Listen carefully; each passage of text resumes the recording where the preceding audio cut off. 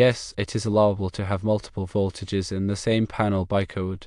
National Electrical Code Article 408.3 states that tabulated voltage ratings shall apply where circuits of different voltage ratings are installed in the same enclosure. Article 408.3b provides requirements for the granting of enclosures that contain multiple voltage ratings. NEC Article 110.3b requires that equipment be installed and used in accordance with any instructions included with the equipment.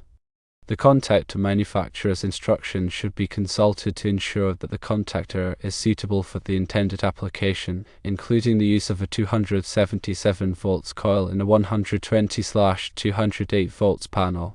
Proper isolation and segregation of conductors and components with different voltages should be maintained within the panel to prevent electrical hazards.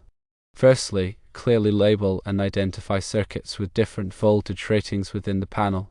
Secondly, use physical barriers, such as insulated barriers or separate compartments, to separate circuits with different voltages.